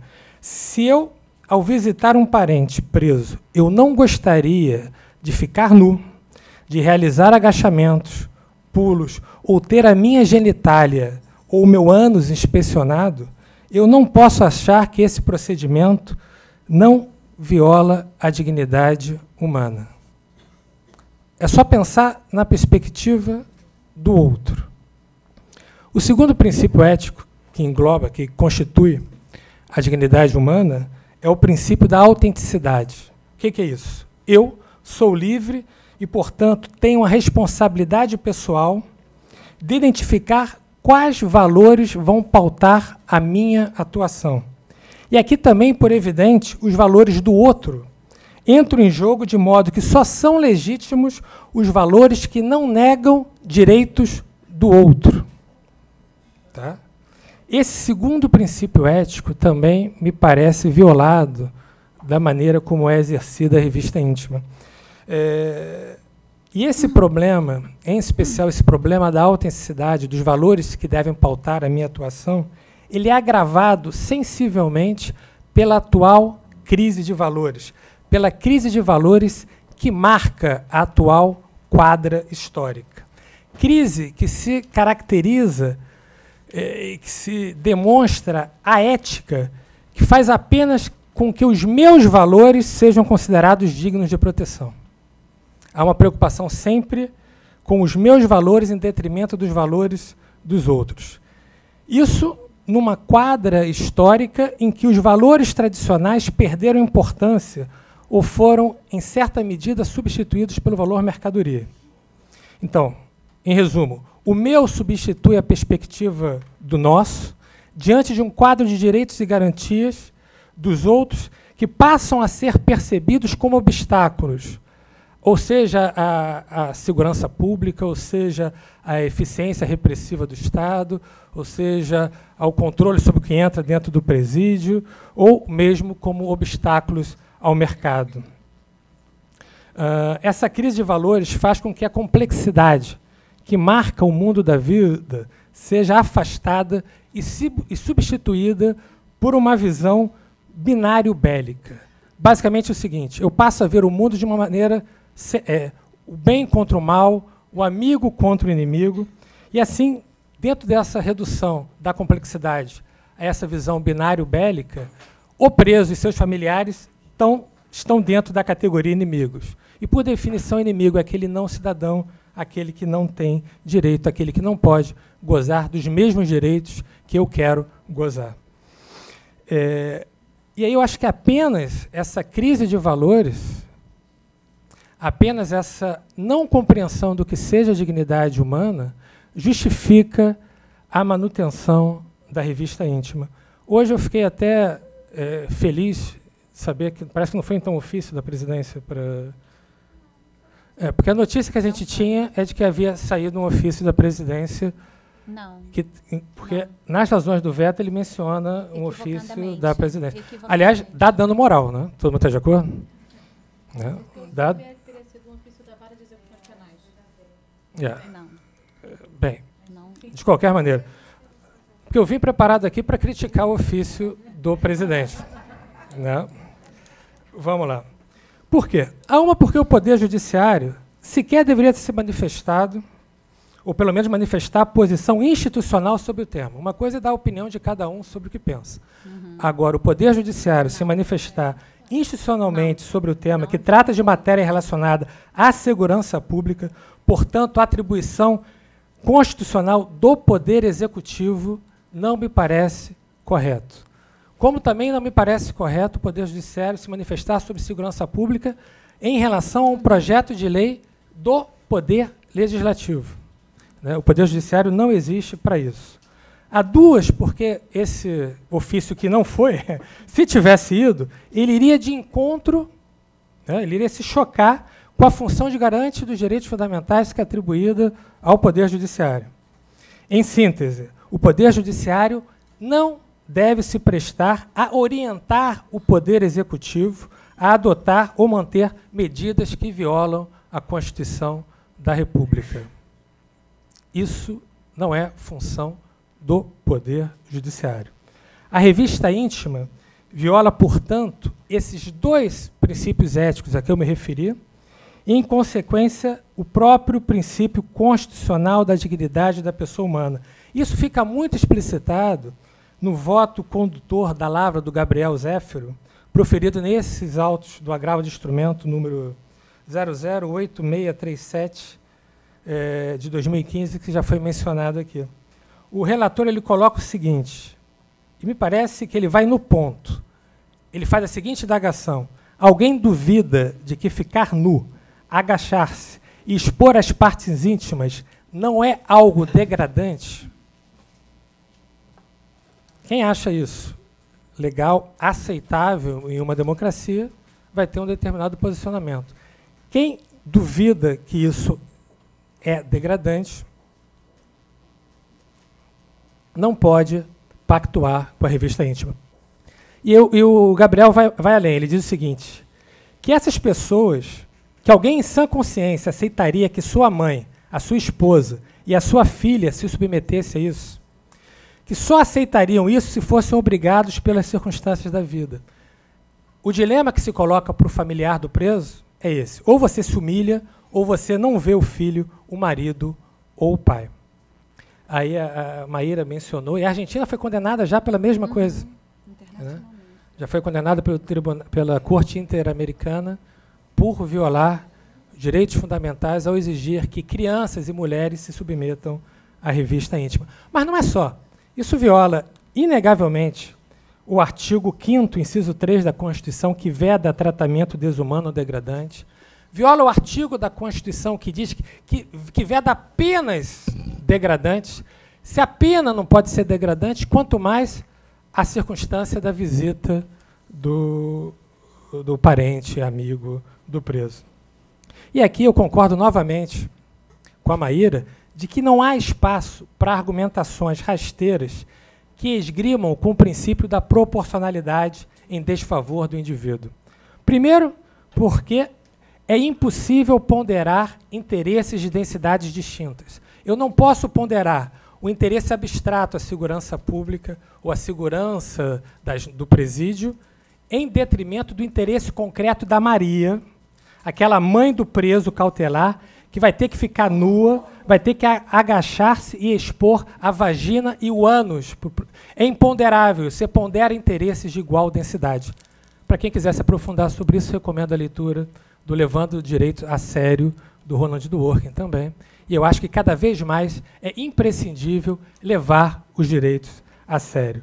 Há duas, porque esse princípio da proporcionalidade, em seus 3 subprincípios, princípio da necessidade, princípio da adequação e princípio da proporcionalidade em sentido estrito, é e sempre foi uma garantia do indivíduo contra a opressão do Estado. Não pode haver uma inversão ideológica para fazer que um princípio garantia se transforme em uma autorização de violação ou de opressão do Estado sobre o particular.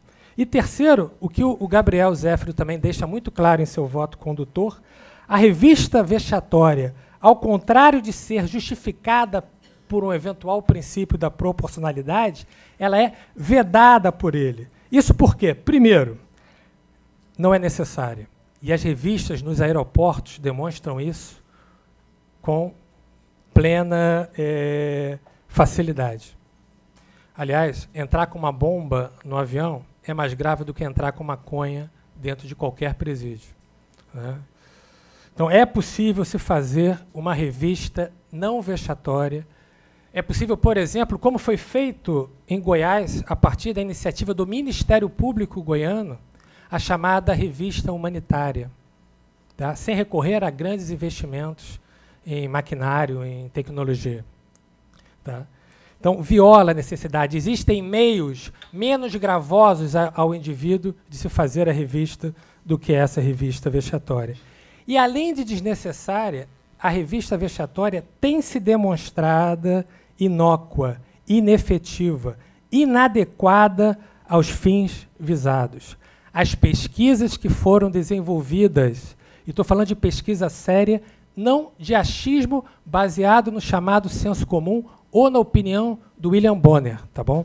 As pesquisas sérias realizadas sobre as revistas vexatórias têm demonstrado um baixíssimo número, uma baixíssima quantidade de objetos detectados nesses procedimentos. Eu vou voltar aqui aos dados que a Maria Tereza já demonstrou, e vou apenas fazer uma pequena retificação nesses dados. Os dados que ela disse são os dados de objetos encontrados com os presos, e não nas revistas dos visitantes. Tá? Isso é o que é encontrado, em regra, nas celas dos presos. Então, no universo de 15.769 presos, apenas 7 armas foram encontradas no período da pesquisa, 197 drogas e 234 celulares. Isso foi encontrado com os presos, às vezes dentro das celas. E se nós pegarmos o que foi encontrado com os visitantes, que é efetivamente as pessoas que são submetidas à revista vexatória, os números caem ainda mais. Já seria insignificante o que é encontrado dentro das celas. O que foi encontrado com os presos. Sabe quantas armas foram encontradas em revistas vexatórias no estado de São Paulo durante o período da pesquisa? 0. Nenhuma arma foi encontrada. Nem de metal, nem que não fosse de metal. Sabe quantas drogas foram encontradas? Apreensões de drogas? Apenas 45. Sabe quanto isso dá, em termos percentuais, sobre o total dos 270.871 pessoas que visitaram e que foram submetidas à revista pessoal? Isso dá 0,017%. É menos do que 0,02%. Tá? Sabe quantos celulares foram encontrados nas revistas? 43. Isso dá 0,017%. Menos do que 0,02%. Ou seja, o meio não é adequado, porque se percebe claramente, a partir dos dados produzidos em pesquisa empírica, que os celulares, as drogas e as armas entram dentro do presídio e não é com as pessoas que se submetem às revistas íntimas. Então, lembra do princípio da proporcionalidade? Necessidade não há, existem meios menos gravosos, e o scanner e outros tipos de revista, como a revista humanitária, empreendida em Goiás, revelam isso à sociedade. Também é inadequado, porque a relação meio e fim não se perfaz. As drogas, as armas e os celulares encontrados dentro dos presídios não estão sendo encontrados em revistas íntimas, e sim em revistas dentro das celas. Bem, para encerrar, deixando claro a minha posição de bater palmas para a decisão da Câmara Civil conduzida pelo voto do desembargador Gabriel Zéfiro, nunca sei se é Zéfiro ou Zefiro, vocês sabem? Não sei também. É Zéfiro, que é uma pessoa que está num campo oposto do meu, em termos de defesa de determinados direitos, mas que se demonstrou aqui extrema sensibilidade na hora de redigir o voto. Então, vou tentar aqui resumir minha ideia. Em resumo, a revista vexatória é uma violência jurídica e ética. Eu arriscaria aqui, com base numa psicanálise de Botequim, dizer o seguinte ainda. Tá? E a psicanálise nada mais é do que aquela tentativa de se estruturar um saber que não se sabe. Né? Aquilo que nós produzimos sem saber que estamos produzidos. Só a partir daquele fenômeno identificado como sadismo, ou seja, a capacidade obscura de obter prazer com o sofrimento, em especial o sofrimento completamente desnecessário, é que se pode achar normal uma mulher se agachar, ter a sua vagina e o seu ânus inspecionada, seja por mulher, seja por homem, o que seja, dentro de um órgão estatal, o Estado que deveria funcionar, que deveria figurar como reserva de razão. Nada mais irracional, nada mais contrário à dignidade da pessoa humana do que esse tipo de revista. Bem, basicamente era isso. Queria agradecer a oportunidade.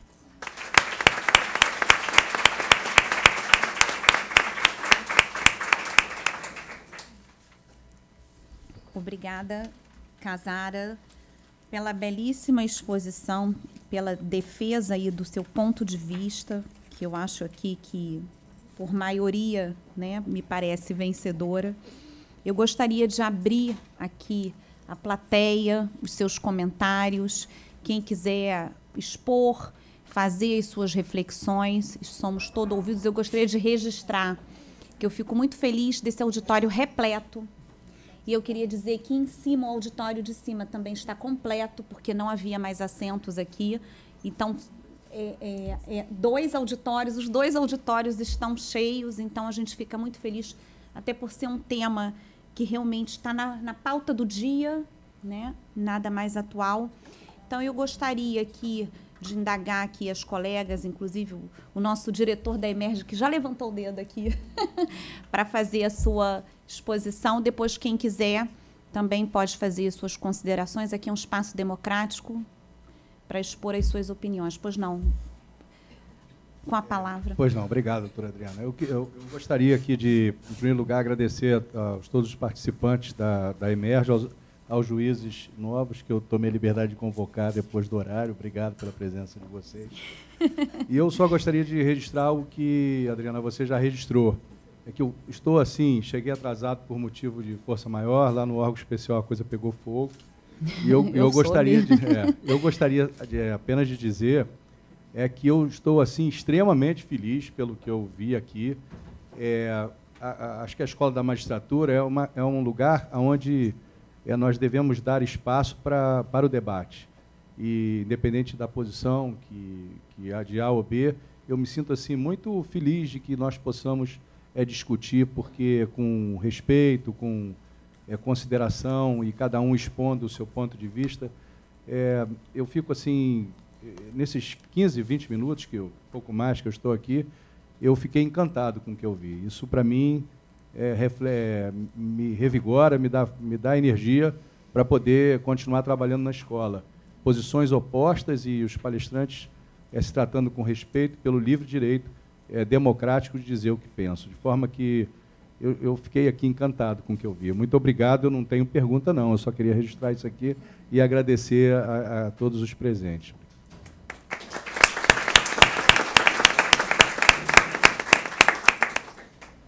Eu passo a palavra aqui à doutora Maíra, e me parece a deputada também terão que se ausentar. Aliás, 19h30 acaba realmente o nosso debate, mas eu passo a palavra que você tem as suas considerações a fazer.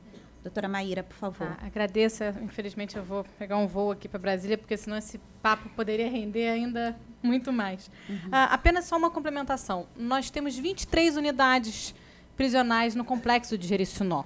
Né? Ele engloba a maior parte das unidades de regime fechado e semiaberto do estado do Rio de Janeiro. Então, não me parece que seja necessário muito mais escâneres corporais no complexo de Jericinó. Né? Não precisa colocar em 23 unidades. A gente poderia colocar em algum número um pouco maior e organizar essas visitas, até porque, por uma estrutura da própria SEAP, as visitas não são realizadas em todas as unidades nos mesmos dias, né, por uma questão de segurança. Então, não há 23 unidades com visitação em todos os dias. Então, a gente pode... Eu acho que me parece perfeitamente possível organizar isso. A lei ela pode obrigar a aquisição dos equipamentos necessários. Então, às vezes, a lei ajuda essa implementação mais imediata, né? Já que, até agora, esse problema já poderia ter sido resolvido há muito tempo. E, em 2009, quando veio a resolução do CNPCP, e veio uma resolução da própria SEAP, que nunca foi cumprida, dizendo que a revista vexatória deveria ser excepcional. Nós já propusemos, pelo Conselho Penitenciário do Estado, o fim da revista vexatória e já víamos experiências de outros estados, seja pela via legislativa, seja pela via de decisão judicial, porque no Amazonas foi por decisão judicial do juiz Valuar, que é um grande juiz de direito, no Recife também foi por uma decisão judicial. Então, a gente já tinha essas experiências de alguns estados pelo fim da revista e já poderia ter sido implementada. Mas, já que não o foi, desde 2009 para cá, quem sabe agora, com a lei, ela possa obrigar o poder público a tomar essa iniciativa de adquirir os escâneres e, enfim, acabar com a revista vexatória. Sobre a questão dos aparelhos celulares, eu gostaria apenas de fazer uma observação, que muito se fala, a mídia adora narrar casos de sequestros por telefone, de presídio, dessa coisa do trote, de coloca o dinheiro na conta, etc. e tal. Mas o que eu vejo desde 2007, no Conselho Penitenciário do Estado, é que a maior parte dos presos usa telefone celular para falar com a sua família, para pedir as coisas que ele vai querer na visita e etc. e tal. Então, daí eu concluo que, se nós tivéssemos colocado um orelhão na penitenciária, como existe em muitas penitenciárias país afora, existia no Rio de Janeiro, talvez nós tivéssemos diminuído muito essa questão do aparelho celular nos presídios. E sobre a questão, só para complementar uma fala ótima do Rubens Casara, eu fiquei muito impressionada, Rubens, que eu achava que os agentes penitenciários iam ser amplamente favoráveis a essa lei. Porque, imaginava, o sujeito fez um concurso público para um cargo de agente penitenciário, ele não fez um concurso para ficar revistando as pessoas, para falar para agachar e para fazer uma revista e para tocar em alguém. Assim, isso é humilhante para ele também, né? Ou para ela.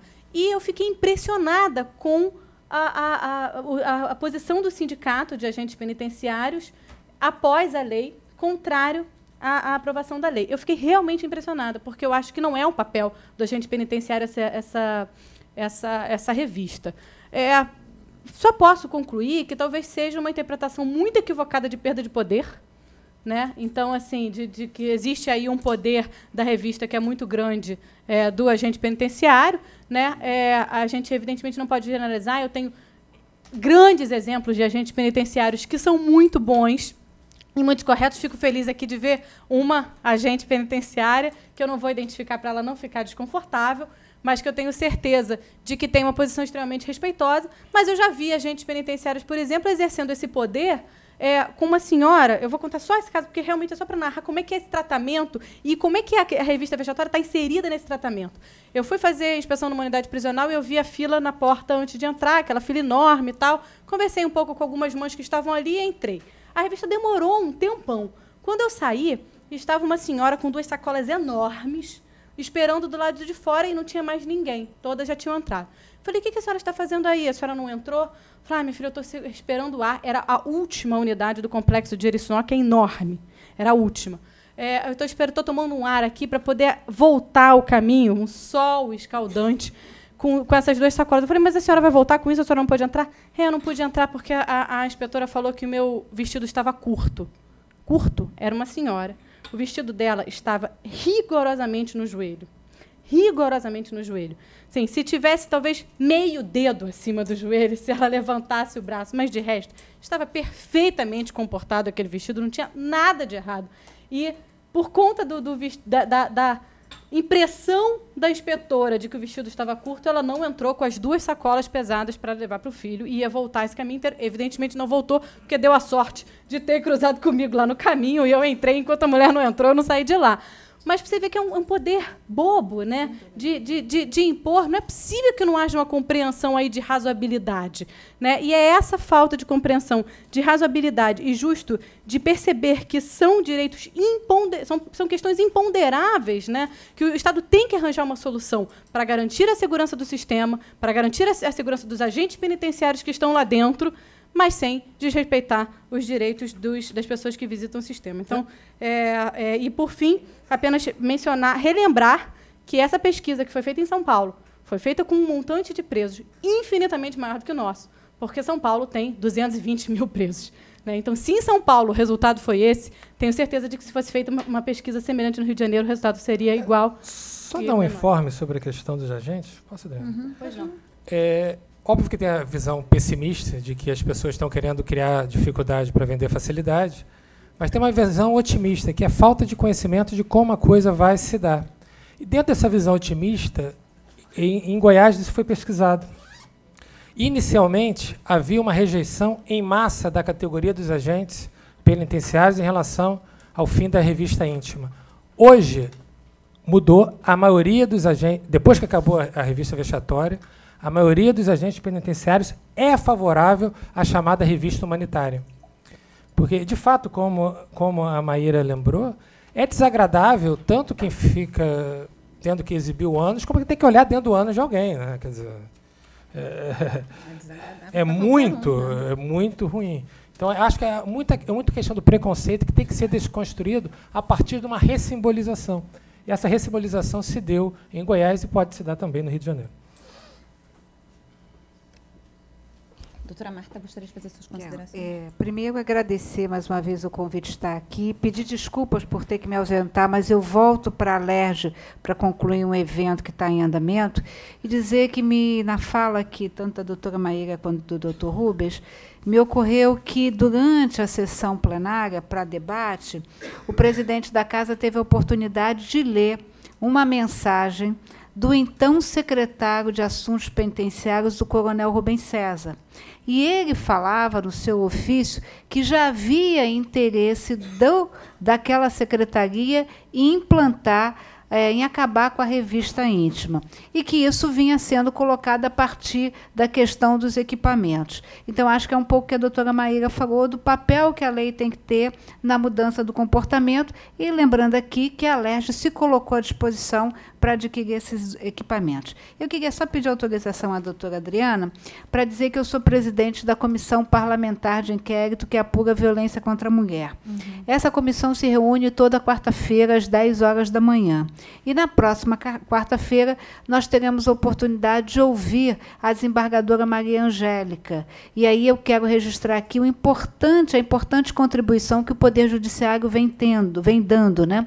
Quero, por exemplo, aqui, né, falar da questão do abrigamento das mulheres, do Seja Vida. Então, o nosso interesse de ouvir a desembargadora é exatamente para conhecer o papel do Poder Judiciário nessa rede de proteção. Então, estender o convite a todos que puderem comparecer quarta-feira na LERJ, sala 316. Obrigada e peço desculpa, mas vou precisar me ausentar. Pois não, doutora.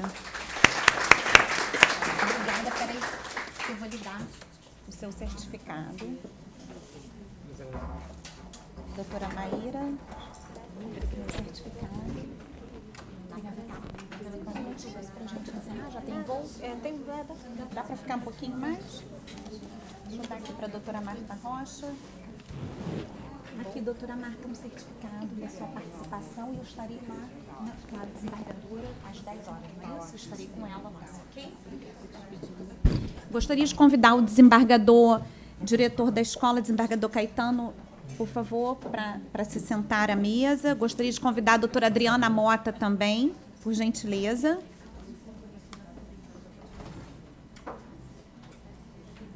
Doutora Arlanza gostaria de fazer o uso da palavra? Fazer alguma manifestação? Pode? Por favor, o microfone para a doutora... Deixa eu ver a Juliana. Acho que ela foi ali para... Microfone.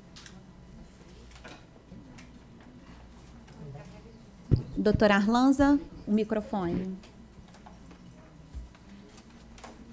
Falta pouquinho para a gente... Bom, queria dar boa noite a todos e todas. Dizer que estou muito feliz de conseguir voltar ao nosso fórum, que fiquei ausente há algum tempo. E dizer que eu fico muito feliz desse tema ser trazido justamente com a discussão sobre a questão da violência contra a mulher, né? A questão da violência institucional de gênero, porque esse sadismo, né, ao qual o Dr. Rubens se referiu, ele é muito comum quando se trata da questão da mulher.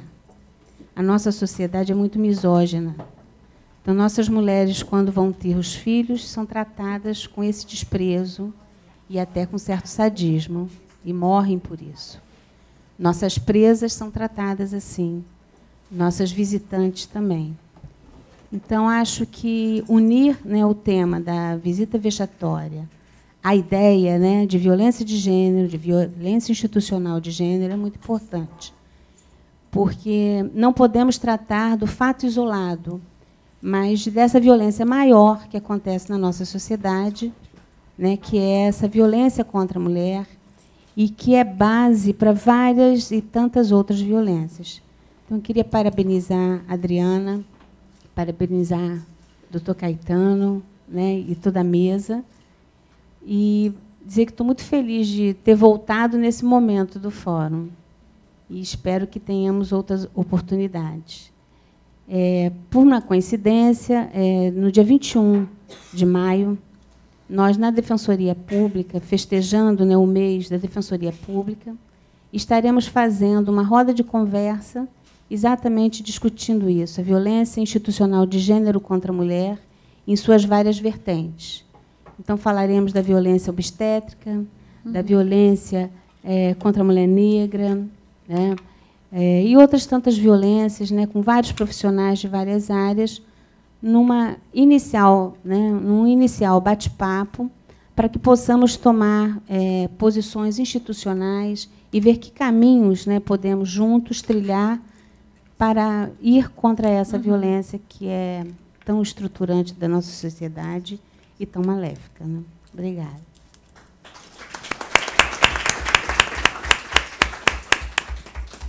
Alguém mais gostaria de fazer alguma contribuição?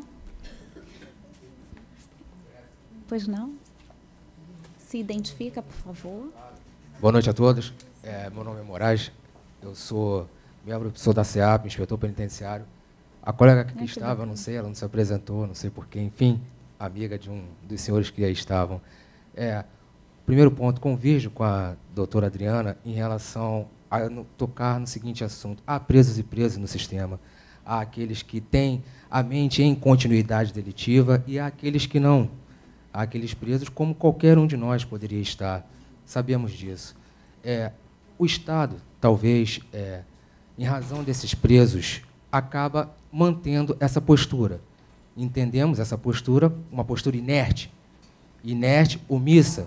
Enquanto o Estado, até quando o Estado vai continuar utilizando como bengala esses presos em continuidade delitiva a fim de não se aparelhar? Então, é um debate realmente um pouco difícil até de lidar em relação às posições. Eu, como inspetor penitenciário, diverjo da posição que o sindicato teve.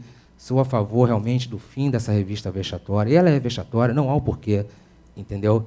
A manutenção dessa revista. Os dados que são coletados na revista feminina, por exemplo, ou na masculina, são ínfimos. Aqueles que são levados à delegacia para fins de registro, e daí são colhidos esses registros que hoje aqui os senhores estão debatendo. Ora, no último plantão mesmo, foram 3 visitantes que tentaram entrar com chip, e hoje já se sabe, até pelo artigo 349A do Código Penal, que ingressar com chip em relação ao preso, uma decisão do STJ, é falta grave cometida pelo preso. Só que é difícil você provar a materialidade que houve o conluio entre os dois, preso e visitante. Ora, pune-se o preso e a visitante. Então, tenta-se entrar com chip, e assim vai, hoje com outro pedaço do aparelho, do telefone, e que esses presos em mente de continuidade delitiva, eles vão dizer isso para o mal. Outros tantos querem continuar para falar com seus familiares.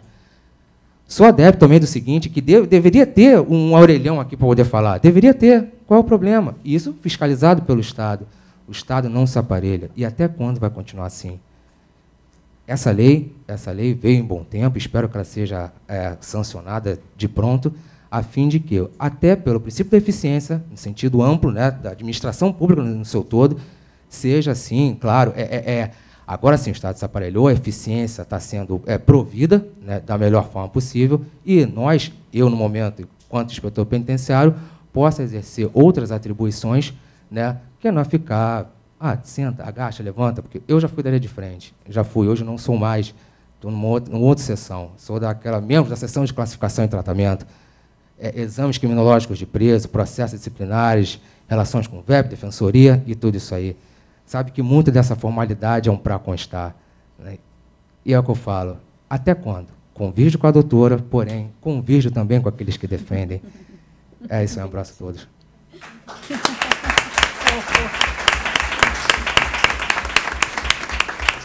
Parabéns por sua colocação, viu? Fico muito feliz de você poder estar aqui com a gente hoje. Mais alguma... Acho que vai ter que ser o último para a gente finalizar por conta do horário. Primeiramente, gostaria de dizer boa noite a todos. Meu nome é André de Miranda e é o meu projeto de monografia, a revista Íntima Vexatória, o trabalho que estou fazendo de monografia. Então, por curiosidade, eu consegui uma autorização com o diretor de uma das unidades, você deve conhecer a unidade Instituto Penal Plácido Sá Carvalho. Eu tive a oportunidade de ir lá no sábado, que sábado parece que a divisão de visita dos presos, devido ao Dia das Mães, evento Dia das Mães, Então, seria comemorado no sábado, para uma determinada galeria, e no domingo, para uma outra determinada galeria. Aí eu fui para poder conhecer como é que era o trabalho deles. Eu fiquei bastante impressionado, porque assim, a unidade Praça Carvalho são 3.480 presos. Eu achei assim, uma coisa extremamente, gente, fora do normal. E assim, quando eu dei entrada de manhã cedo, a turma que estava assumindo o plantão, você que é da área, você pode me corrigir se for o caso, tinham 8 inspetores e um rapaz de RAIS, que era regime auxiliar de serviço. Eu fiquei impressionado. Aí o que aconteceu? Aí ele me explicou assim, olha só, a visita começa às 9 horas em ponto e a gente tem que finalizar ao meio-dia em ponto, porque às 16 horas tem que se dar saída para se fazer o confere noturno. Só que naquele dia, nesse sábado agora, deu 487 visitas para aquela unidade, só para aquela unidade. E eu fiquei assim, impressionado da forma de como eles tentavam solucionar assim, os problemas para que pudesse dar vazão para até o meio-dia entrar aquelas visitas. E eu pude observar que a carência humana de servidores é uma coisa visível. Isso aí, isso eu vou até botar no meu relatório e tudo. Mas assim, a própria geografia mesmo da unidade, gente, é uma coisa assim surreal, entendeu? Parecia que tinha 2.000 pessoas, mais com os visitantes e tudo a mais. Parecia uma cidade assim, sabe, circulando e tudo mais. E dois inspetores só tomando conta numa certa distância, porque não podia se aproximar muito, porque parece que traria constrangimento para a visita familiar, aquele momento familiar ali. Então, aí cria-se essas ponderações. Como será que o Estado consegue resolver, sabe, tanta deficiência de diversos pontos diferentes? Eu achei legal que a menina eu acho que era a Sônia, a inspetora Sônia, ela falou assim, pô, foi a melhor coisa que fizeram, a gente passa ela no negócio de metal que tem lá, aí se passar, tiver alguma coisa de metal, pipipi, apita. Aí pede para ela sentar no banquinho com roupa mesmo, sabe? Ela não tira roupa nem nada. E se houver alguma dúvida, ela é obrigada a levar para o scanner, que fica lá fora da unidade, na entrada mesmo do complexo Juricinó. Só que ela falou assim, olha só como é que é a nossa dificuldade. Se eu tiver dúvida com ela, eu tenho que ligar para a portaria central, para eles mandarem uma viatura vir buscar, e eu vou acompanhando essa pessoa. Só que isso não é feito de imediato, porque atende todas as unidades. Então, se ela fizer uma ligação, ela suspeitar de uma pessoa 9 horas da manhã... Você pode concluir por conta da hora? O que acontece? Se a gente for ver, na verdade, eles do lado de lá, eles estão sofrendo muito mais o reflexo do que a gente imagina, porque a gente só visualiza esse lado de cá, que é o lado da visita que está sofrendo sendo de forma vexatória, mas existe também a ineficiência e o desprovimento do Estado por parte deles, que não tem praticamente escassez de mão de obra. Agradecido aí pela oportunidade, viu?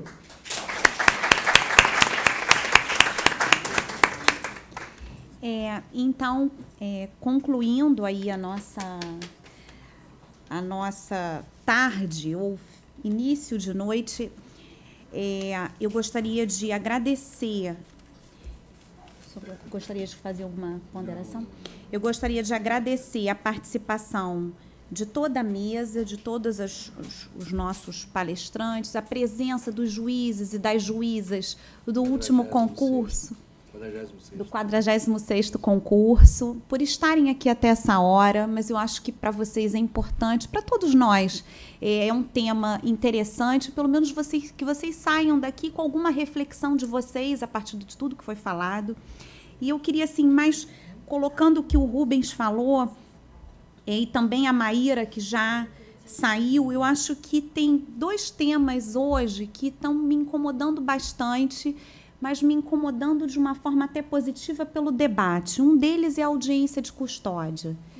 Eu acho que é um tema polêmico, mas nós temos que enfrentar esse tema e, mais do que nunca agora, é urgente, não vamos, por mais que nós tenhamos dificuldade da implantação da audiência, falando dificuldade de infraestrutura, nosso tribunal não tem como fugir dessa realidade, nem deve, é o tema que leva a Maria Tereza Donati, mas é um tema assim, que também atinge todas nós, enquanto juízes e juízas que atuam no crime. Eu acho importantíssimo que ocorra a audiência de custódia. Ainda que, num primeiro momento, possa ter opiniões contrárias, opiniões diferentes, que sejam a favor ou contra, mas isso não vai ter como. São Paulo, os colegas que foram atuar com o tema, num primeiro momento eram contrários, foram contrariados literalmente a trabalhar no setor, na audiência de custódia. Hoje eles todos mudaram a opinião em relação à audiência. E o outro é a revista vexatória. Então, são dois temas que dizem respeito diretamente a quem atua com a parte criminal ou quem tem interesse e estuda um pouco, principalmente em relação aos direitos, os direitos humanos de uma forma geral. Então, eu queria agradecer imensamente e aproveitar e indicar para vocês um artigo, aqui não menciona, mas é do IBCCRIM, eu acho que eu pedi, inclusive, para que fosse reproduzido, principalmente para os colegas do último concurso. O IBCCRIM, vale a pena ser assinante do IBCCRIM, porque realmente os temas ali são sempre críticos, né? Então é importante que a gente tenha esse norte. Fala especificamente da revista vexatória, 2 pontos, o estupro institucionalizado, mas que vocês possam ouvir outras opiniões, enfim, como bem colocou aqui a desembargadora Adriana Moutinho, que tem a opinião dela e merece respeito. Eu acho que o debate é muito interessante, reflexão mais ainda. Então, eu gostaria de terminar respondendo a pergunta aí, essa pergunta que é polêmica, mas que, na verdade, a gente coloca aqui, revista íntima, violência institucional? Fica aí essa pergunta no ar e que vocês próprios possam responder, cada um para si, a partir da nossa fala de hoje. Então, muito obrigada, sem mais delongas, tenham uma boa noite.